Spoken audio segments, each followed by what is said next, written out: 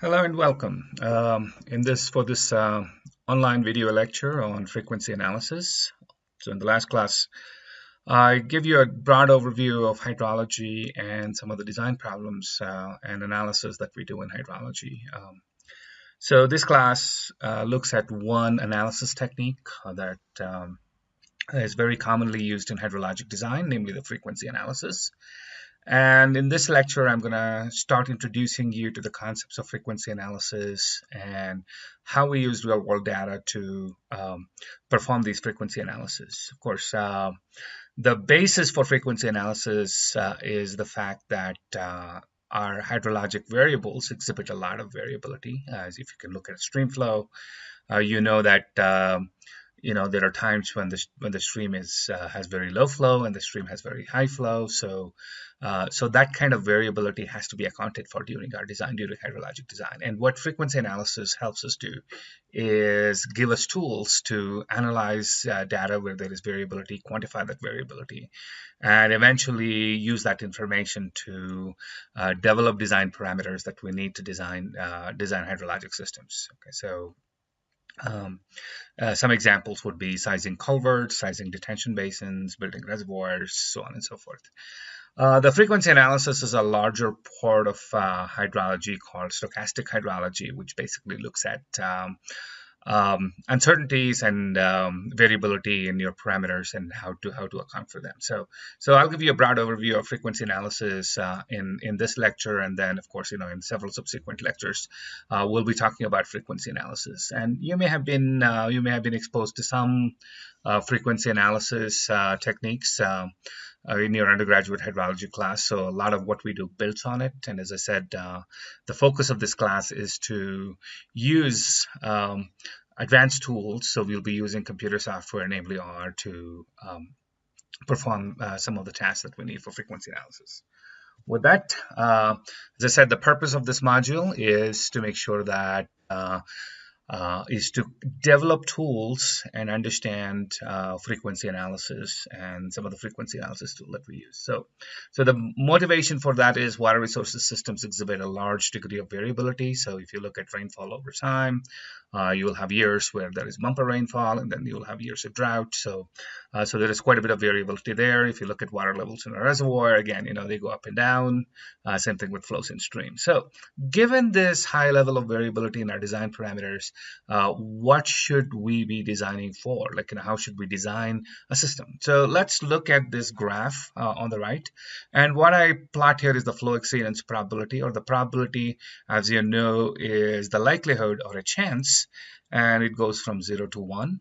And on the x-axis, I have flow rate. And the flow rate starts, it's close to 0 and goes all the way to over 20,000 CFS. So this is the flows that have been observed in some stream.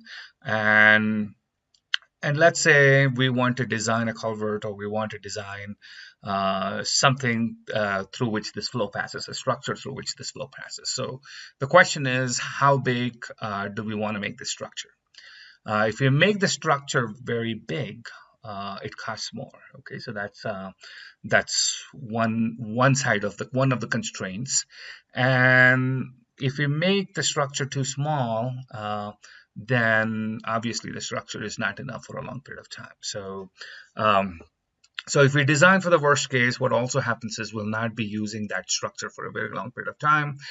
So if I design it for a very large flow rate, say 30,000 CFS, it'd be very difficult to move flows, like say 100 CFS or 50 CFS through that very large system, and there could be other issues associated with moving that kind of flow. So the system is not going to perform very efficiently because the likelihood or the flow exceeding 20,000 is has a very small probability. On the other hand, so if I look at 50% risk, which is, I say 50% of the time the flows are greater than 275 CFS, but 50% of the time the flows are less than 275 CFS. So if I design it for 275 CFS, as long as the flow is less than 275 CFS, there won't be flooding of that structure. But 50% of the time that flow exceeds, so the system will flood about half the time. So obviously that is not a very good case to design. And on the other hand, if we take 90% risk then our flow rate, the exceedance probability of 90%, which would correspond to 0.1 exceedance probability, which means only 10% of the time our flows are going to be greater than 1700 CFS. So we are taking a 10% risk of that structure being flooded. And what we see is that that flow is still very small, it's 1700 CFS. So we have seen historically in this station that flow has been exceeded by quite a bit of magnitude. So the question when we design hydrologic systems is what is the risk with our design? And we also need to have some idea of what risk is acceptable to us. So again, it depends on what structure we are building, how much does it cost. If you're building a structure that costs a lot of money and takes a long time to build, obviously we want to take very small risk.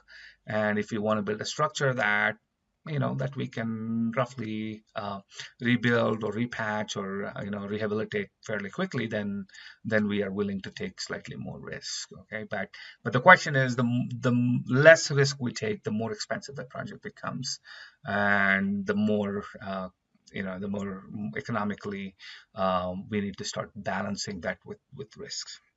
So the key fundamental question to hydrologic design is, what is the risk and how much is it acceptable? And to do that, we use concepts of random variables and probability and statistics. And the branch of hydrology, or the subdiscipline of hydrology, that deals with statistical analysis or probabilistic analysis of data is called stochastic hydrology. And sometimes it's narrowly referred to as frequency analysis in undergraduate textbooks. But there is a lot more you can do other than frequency analysis with stochastic hydrology. But as engineers, our biggest interest is what is the risk? How reliable will the structure be? Is the structure what will cause the structure to fail? And how likely is that event going to happen? So those are the things we want to quantify as part of a design, as part of a hydrologic design. So the fundamental building blocks to study stochastic hydrology are random variables and probability and statistics. So a good place to start, you probably all have had a class in engineering statistics. So but it might have been a while, or it might not have been a class that was very enjoyable. So what we'll do is we will start off by reviewing some basic concepts, particularly looking at the context of using probability and statistics for hydrologic design. So there are two goals of this class for me. One is to kind of refresh your probability and statistic concepts, and secondly, show how these concepts are used with real-world data sets to make hydrologic designs. Okay, with that, let's get started. So let's get started with the word stochastic. It's a cool word. I like it. Makes you feel like something cool. And stochastic word stems from the Greek word stochastikos, or to aim at. So essentially, the early probability analysis started off with the Greeks, and they were trying to analyze the variability in the archer. So if an archer has to hit a bullseye, there is going to be some wind that is going to move that arrow a little bit as it moves off the trajectory, but also the arm movement, slight variations in your arm, or movement in your arm can actually cause you to deviate quite a bit from that bullseye. So the early interest was to say, what is the variability? How do we improve an archer's ability to hit the bullseye? So that was the basis for stochastic theories, or stochastic statistics, and we kind of apply to hydrology, so we call it the stochastic hydrology. Okay? All stochastic events cannot be determined precisely. So if I were to ask you what is the likely stream flow 10 days from now, you might have an estimate, and you might say it is going to be 100 CFS, but that's what it is. It's an estimate, okay? And if I ask somebody else, they're going to go and say, well, it might be something else, like 50 CFS. So one, what we precisely cannot say what that flow rate is going to be. Okay, so the outcomes of stochastic events are such that we cannot determine precisely what the value is going to be. But what we can do is precisely define a probability of that event happening. So if I say, what is the likelihood or what is the probability that my flow is going to be less than 100 CFS, we can say that probability is going to be like 0.8 or 0.7. So we can define that probability, but we cannot really say the flow is going to be exactly 100. So we can say, well, we are fairly confident that we are 80% sure that the flow is going to be less than 100 CFS, which would mean that the probability of a flow being 100 CFS is 0.8. So there is certainty with which, or greater certainty with which we can say the probability, but there is a lot less certainty with which we can say what that exact flow rate is going to be. So stochastic approach is best suited when the inputs cannot be specified precisely, or when the relationship between the input and the outputs are not known precisely. So if your inputs are stochastic, then the output coming out of a model is also stochastic or has some random characteristics to it. Hydrologic processes and phenomenon are seldom known with certainty, and they exhibit quite a bit of variability. So here we need to distinguish between the terms uncertainty and variability. Okay, what's uncertainty? Uncertainty means we don't have complete information about that process or phenomenon or the variable of interest. So if I take flows, I don't have complete information. I don't have a complete information about what is the likely value of that flow is going to be. And the reason we don't have that information a lot of times is because we don't measure it. Okay, so that basically tells us that I have no idea because I've not made a measurement. But even if I make a measurement, there is going to be some uncertainty because there is going to be instrumentation errors. Okay, most instruments work on calibration, so if you're outside the range of calibration, your value is not very accurate. Even if you're within the range of calibration, you're only good to like 2 decimal places or a decimal place or so. So there is always going to be some uncertainty to the data that you have. That uncertainty is very large if you have not collected that data, and then even if you've collected that data, the instrument that you have used to collect that data has some accuracy limitations, and that causes uncertainty. Variability is the natural fluctuation in an observed process phenomenon or variable. As I said, in the summer, the flows are very low, probably close to 0 CFS. When it rains, your flows become very high, thousands of CFS in certain locations. And then, it drops back to like, tens of CFS to hundreds of, to, a few CFS flows. And so even in very short spans, say a month or two, you're going to see quite a bit of variability. Okay, and a lot of times in hydrology, the variability is so large that we really stop worrying about uncertainties in our flow measurement. So anytime we take a flow measurement, there's going to be uncertainty in that flow measurement because our instrument with which we are measuring our flow has some limitations. But if we make multiple measurements, we'll see that over time, what we see is that those measurements are all not going to be the same. They're going to be varying because of climate, because of weather, because of human intervention. So there are many other factors that cause that flow to change. So even if you were to precisely measure that flow, you're still going to see that variability. So the uncertainty, we quibble about, second decimal place, first decimal place, how much flow is actually there. But on the other hand, the variability is usually like in orders of magnitude, like, going from close to 0 CFS during dry spells to several thousand CFS during wet spells. So our big focus, even though we have uncertainty and variability, variability often masks in hydrologic systems, and most times the variability masks the uncertainty. So we mostly deal with uncertainty, with variability, in hydrologic processes because that has a greater magnitude of impact. If you want to, again, get really cool, there are 2 other words, epistemic uncertainty and aleatory variability. Epistemic uncertainty is also known as scientific uncertainty, and that arises because we have not made measurements, or we have to make some assumptions with regards to our model. So this type of uncertainty always exists because of lack of measurements. And even if we have even if we have measurements, our measurements are not precise, and we make assumptions in case of models. Aleatorian variability comes in because there is randomness to our process, because our processes are being affected by other phenomena such as climate, human activities, policies, and stuff. So they are all referred to as randomness. Okay. I don't like to use the word epistemic and aleatory because I can't keep them straight in my head. So I would rather prefer to use the word variability and uncertainty because it, in my mind, is a little bit more easier. But in the literature, if you start reading papers, you might come across these words. So I thought it will be good to introduce you to those lingo as well.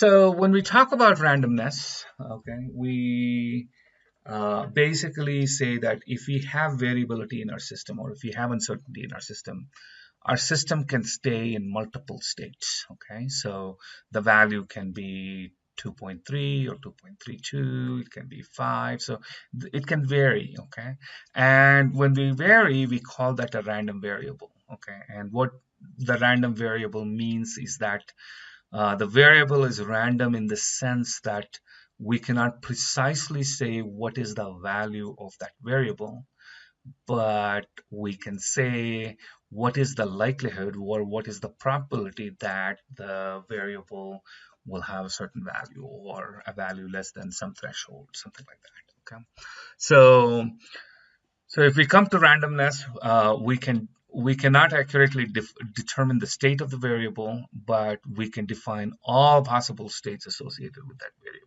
So this is known as the states are being collectively exhausted. So let's look at an example here. We'll take a watershed, and in the last class I talked about what a watershed is. It's a fundamental unit for studying hydrology at field scale.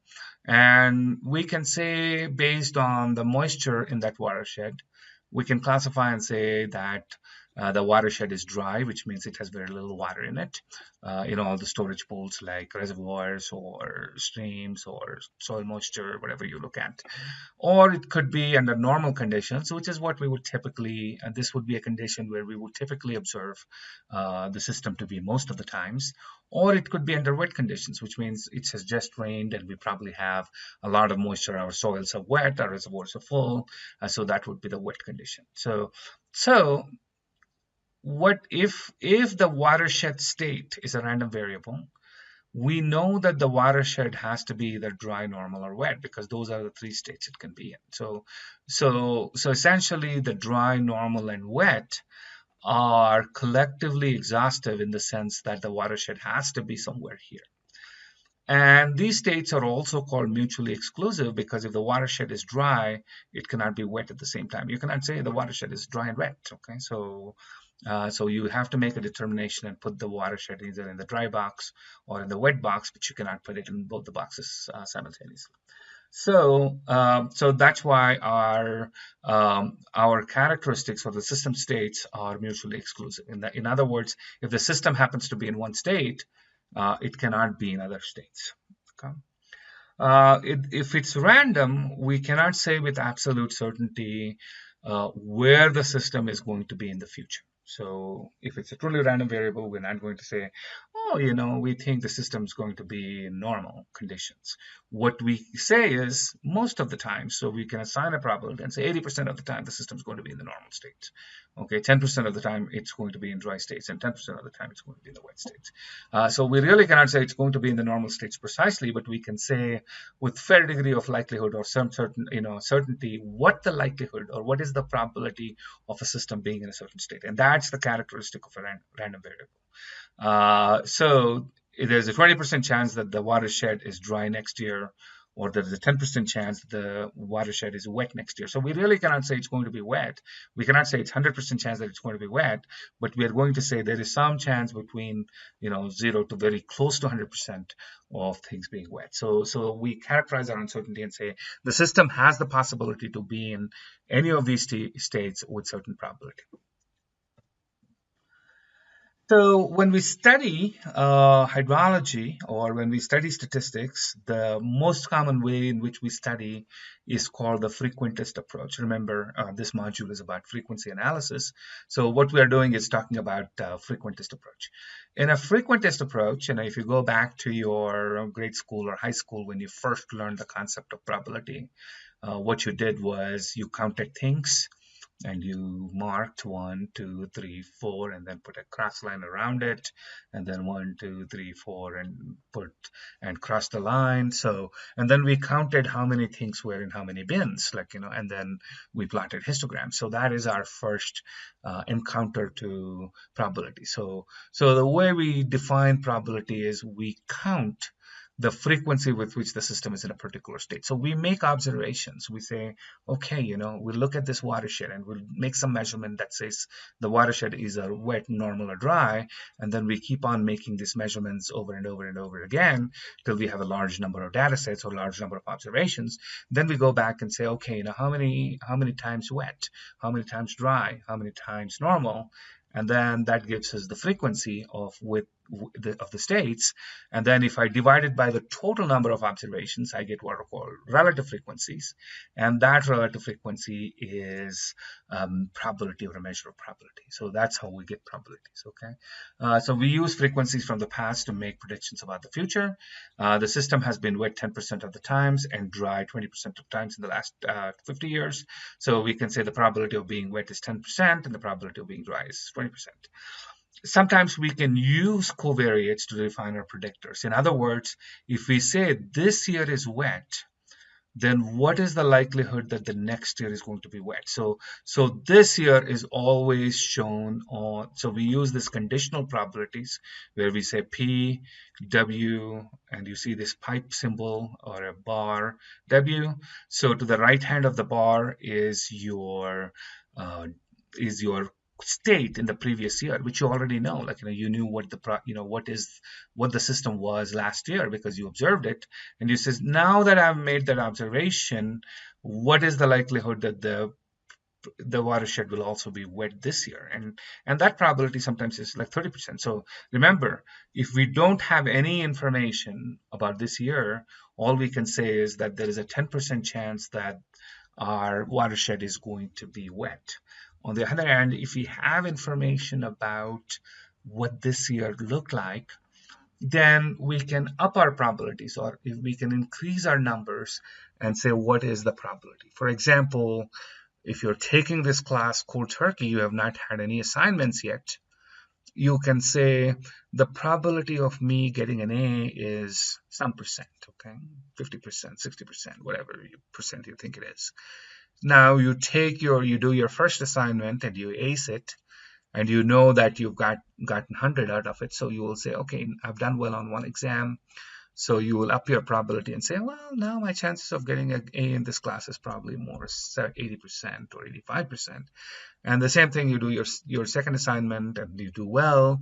So every assignment that you do gives you some idea of, you can up your probability and say, well, now that this event has happened, I can say that my grade is going to be A with a certain probability. So if I had no information, I would start off with a fairly low probability, or say 50%. I have a 50% chance of getting A and 50% chance of not getting an A. That's random. That if the process is strictly random, and then you start adding and say, oh, every event, like every assignment, will give you an idea of whether you want to move up from that 50% or you want to move it down from that 50%.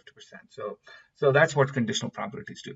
But the bottom line of frequentist approach is that the past is a good indicator of the future. So we make measurements in the past, and then we say, okay, based on these measurements in the past, we are likely to predict what's going to happen in the future.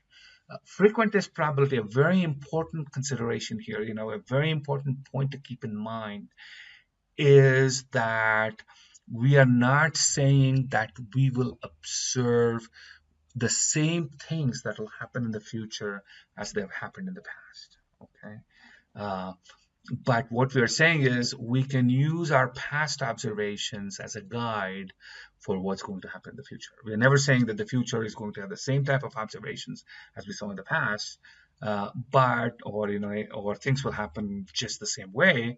But what we're saying is we can look at the past, get a feel for what's happening, and make predictions about our future. And that's what frequentist probability is about. Of course, when we talk about climate change and other things, people are saying you made your measurements under a certain type of climate, under a certain type of population growth, and in the future you're going to have a much warmer climate and a lot more people.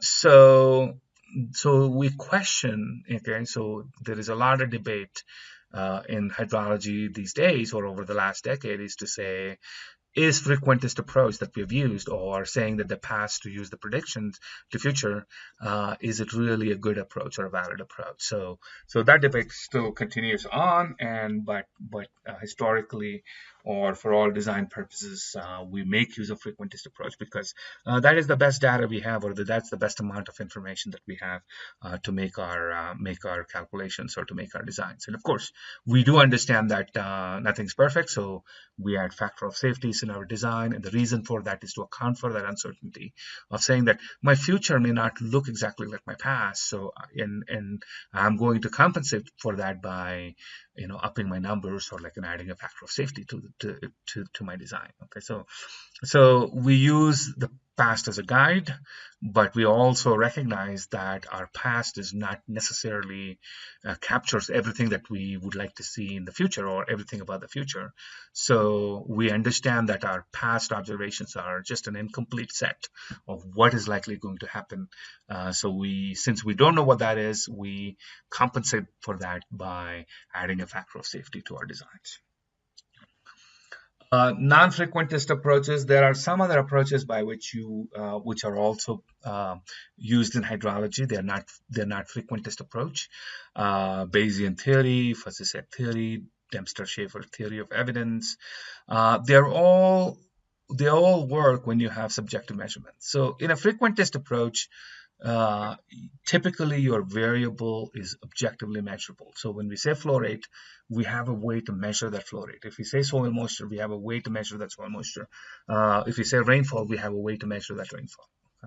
Frequentist approaches don't work well when the variable cannot be objectively measured. We really cannot measure flood. 100 CFS could be a flood in a small watershed. 100 CFS could be a very low flow in a very large river like Ganges or Mississippi. So really, there is subjectivity to what that is. We can objectively measure what that flow is, but whether we call that flow a flood or not is a subjective decision. So there is some subjectivity to it. Okay? And sometimes make subjective measurements objective and use frequentist approaches on them. Very common approaches for drought indicators or flood indicators. Drought and floods are subjective, but if I use a measure or a metric to say this is drought, then I can look at the numbers on that metric and say, okay, if it is more negative, it's more drought. If it is less negative, it's less drought. So this is what the drought outlook maps are based on. So we see red colors on them saying that they're very, there's a drought, and then we start seeing lighter colors, and we know that we're not in drought. Okay? Similarly, an objective measurement in a more real world experience would be the height of a person, 5 feet 8 inches. Somebody in this room or somebody giving this lecture has that height, and the subjective measurement is that person tall or short. So that would depend on where that person is in the world. So in some parts of the world that might be considered tall. In most parts of the world it would be probably considered average, and in some part of the world it might be considered short. So again, there is subjectivity in terms of with regards to whether the person is tall or short, but there is no subjectivity in terms of what is the height of the person. The height of the person is objectively measured, barring some measurement errors. So we'll not get into non-frequentist approaches in this class, but there are ways in which you study non-frequentist approaches, and one traditional way is to essentially take something that's subjective and turn it into something objective by using a scale or by making some measurement scale, and then you can apply frequentist analysis techniques to the same thing. So Probability is a fundamental construct to study stochastic systems. Our probabilities can be objective or subjective. Okay? Objective probabilities are obtained by observing the phenomenon over time and or in space. Uh, and subjective probabilities are defined by experts based on their domain knowledge. So if I measure peak flows every year at a gauging station, and then I say, okay, my peak flows have ranged during drought years. There have been small numbers. During high wet years, there have been very large numbers. So we can kind of look at that range of variabilities and assign a probability of my peak flow being less than 1,000 CFS or 10,000 CFS. So that's objective probabilities because we have made measurements and we're using those measurements to say what the probability is. And this is how we learn probabilities in our grade school, by counting things and putting them in bins, so on and so forth. Okay. Subjective probabilities, we all use subjective probabilities on a day-to-day basis. If you say, look outside the window and tell me what is the chance or what is the probability it's going to rain tomorrow, you will say, well, it's going to be 5%, 1%. And that's based on, you look at the clouds, you look at what the temperature looks like, or you have conditioned and said, last year around this time, I didn't see this happening, like raining. So it was raining. So all these issues kind of, you collect all of that and spit out a number. Okay, you really don't have a formula by which you calculated that probability, but it kind of represents your gut feeling. Like it says you can still say there's a 10% chance. So that's a subjective probability. Objective probabilities are when you actually go and say, okay, how many times on this particular day have we seen rainfall, and then count all that and then divide it by the total number of observations, and you get your objective probability. The other thing to keep in mind, so we're only going to be dealing with objective probabilities in this class, but I just wanted to introduce you the concept of subjective probabilities. The other thing, the most important thing, is our interest in stochastic hydrology is not about what we have observed, but about what we have not observed. Okay. That's because we cannot physically monitor all possible states of a variable. So monitoring is getting better, and we are able to collect data at very high frequencies these days. But nonetheless, it's impossible to account for all possible states that a system can be in. Okay, so because we have instrumental capabilities, we are constrained by our nature and unknown forces, so on and so forth. So let's take flow in a river as an example. We can measure flows every 5 minutes. So we can say, what is the flow measurement? And the computer goes, or we can have some instrumentation that will go take that measurement and tell you what that flow rate is. And every time, so once every 5 minutes, we are taking the reading. But what is happening between those 5 minutes? Well, we don't know. The flow will fluctuate a little bit. It might have gone up. There might be a fish swimming around the sensor, which might cause the water to go up or water to go down. So we really don't know what happened between those two 5-minute intervals.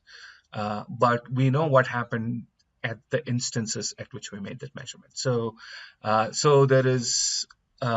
are times when we don't know, when we can't make that measurements. So what we measure is a sample. And the range of all possible values that the random variable can take is called the population. Okay, so the population is all possible values it can take, including in the future, whereas the sample is what we have measured at certain snapshots in time. Okay, we don't know the population usually. So every 10 years, the governments, particularly the government of US, embarks on an exercise called census.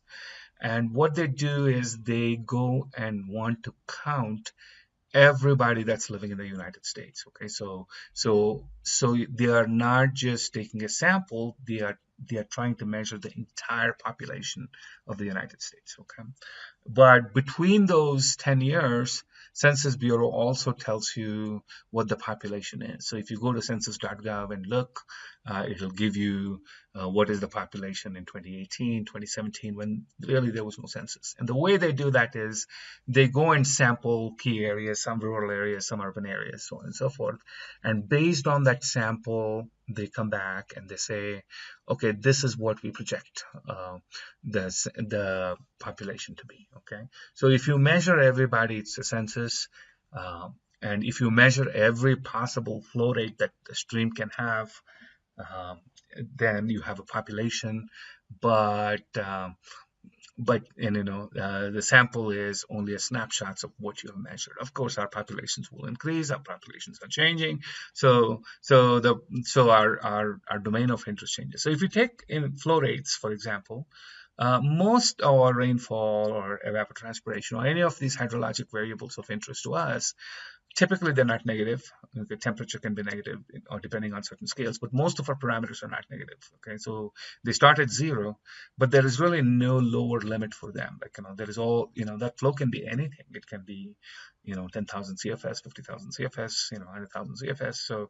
So they can take an infinite number of values between 0 and even some upper limit, some upper physical limit, but there are infinite number of values.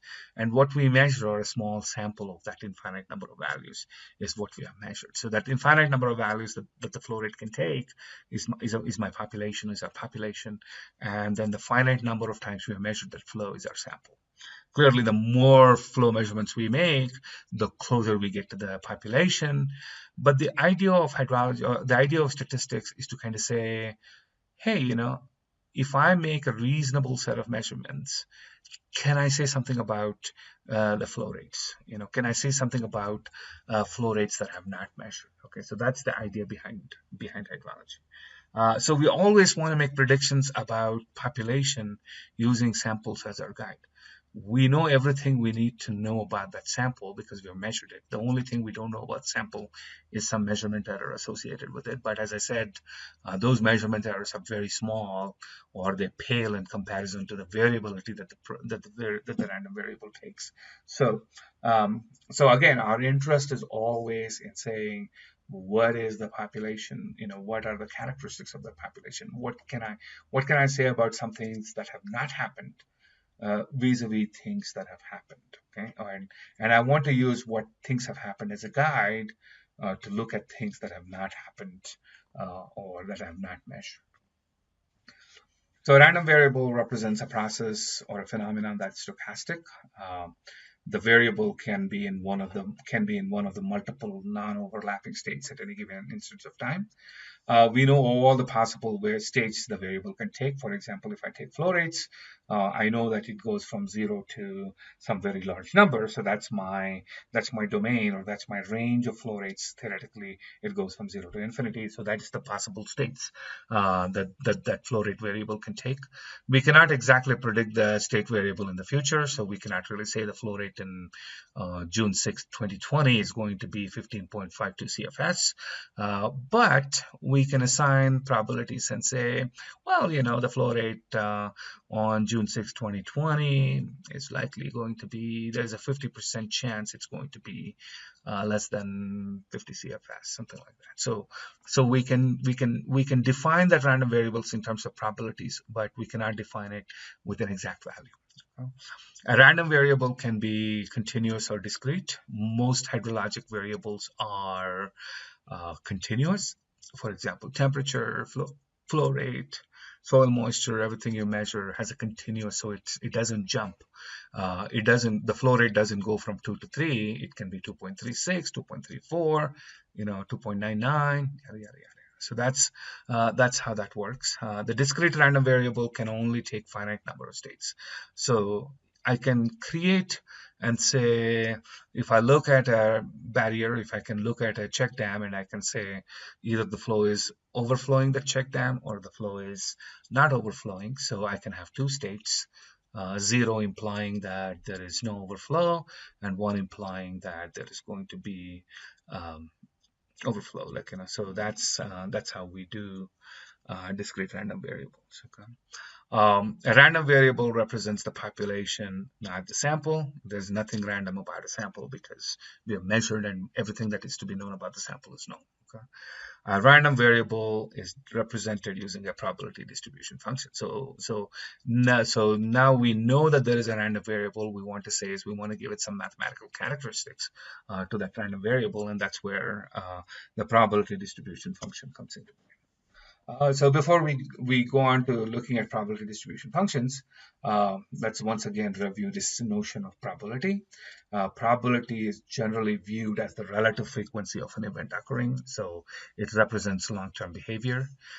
So if we have 30 days of rainfall data, and we saw that 3 days had some rainfall, the probability of seeing a rain is 3 over 30, which is 0.1.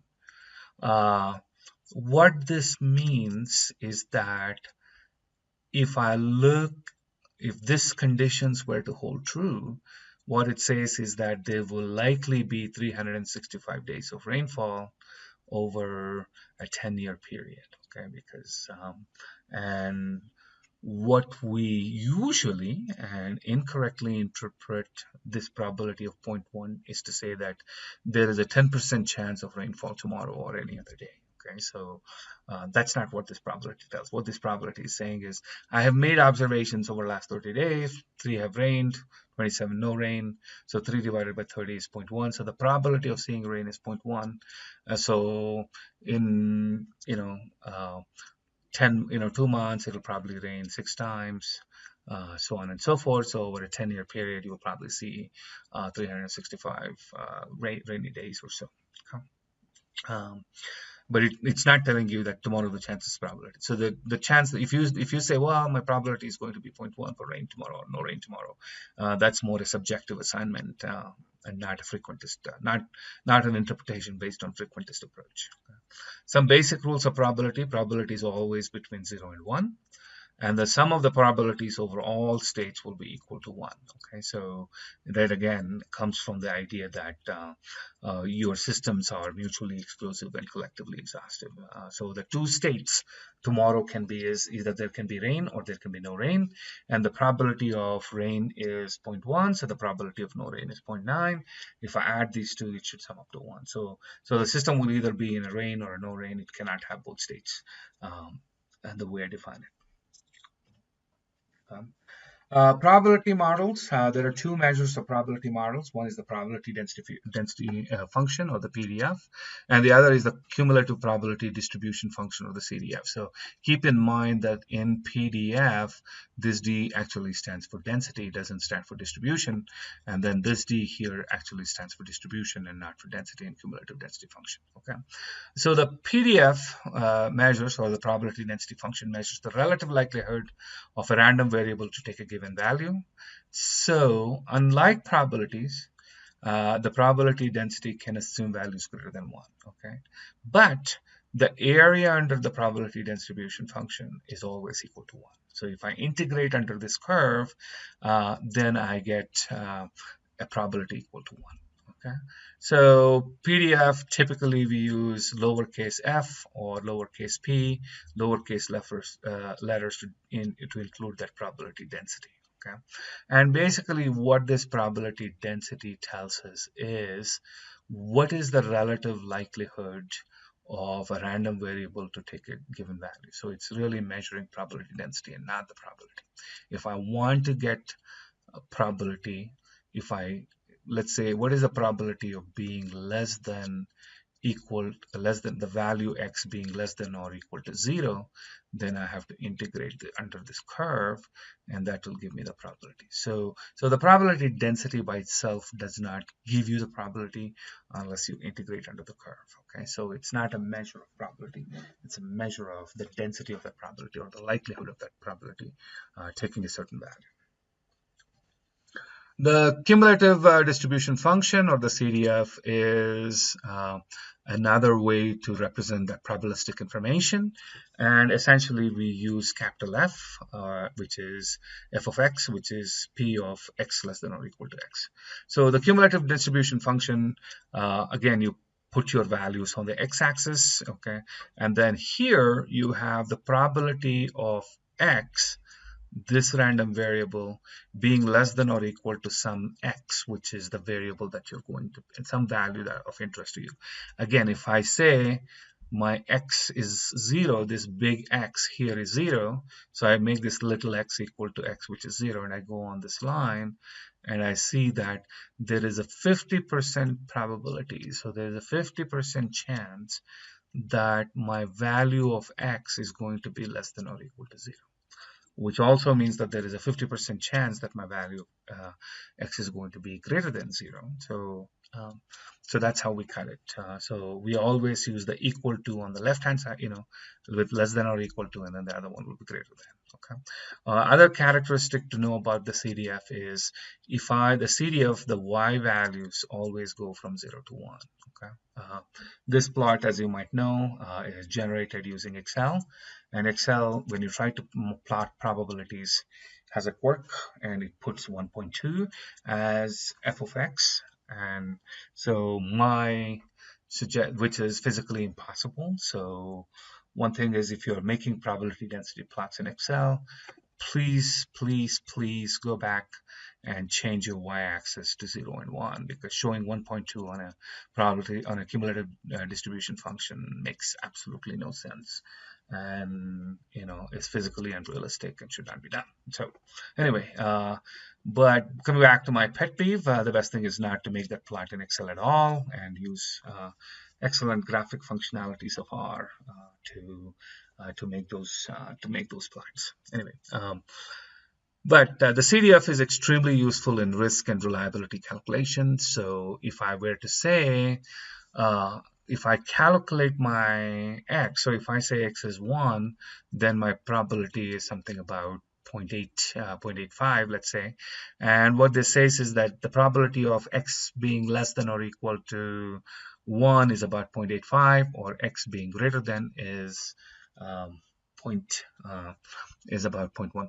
Okay, so we can use this cumulative probabilities to define risk. So if greater than 1 implies some risk for this variable x, if this x becomes greater than 1, let's say it causes some risk, then we can say that there is a 15% chance of risk based on the cumulative distribution function that was supplied here. Okay. So in summary, stochastic concepts involve an element of randomness or change, and that cannot be easily predicted. Uncertainty arises because of measurement limitations. So you have, those are also called epistemic uncertainties. And then variability exists because of natural or inherent randomness. In hydrologic systems, climate and human activities are what causes this random variations. So that's the variability. The concept of random variable is key to studying stochastic systems. A random variable is something that you cannot exactly pinpoint its value, but you can say the probability with which a certain value can occur of that random variable. Again, I introduced you to the concepts of population and samples. What we're really interested in is making inferences about samples. So samples include values that we have not observed, and samples are some of the values that we have observed through our monitoring.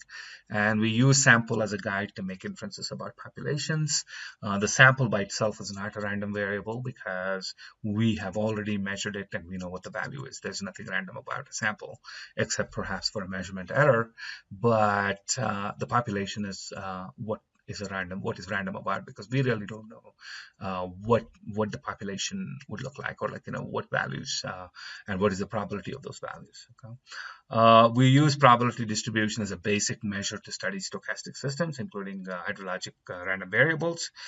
So probability is the relative frequency of occurrence, and then we have the probability density function, which gives us the likelihood. It's not really giving us a probability, but it's giving us the probability density, or the likelihood of a value taking a certain probability. So if we go back for a second and look at this number, we can say that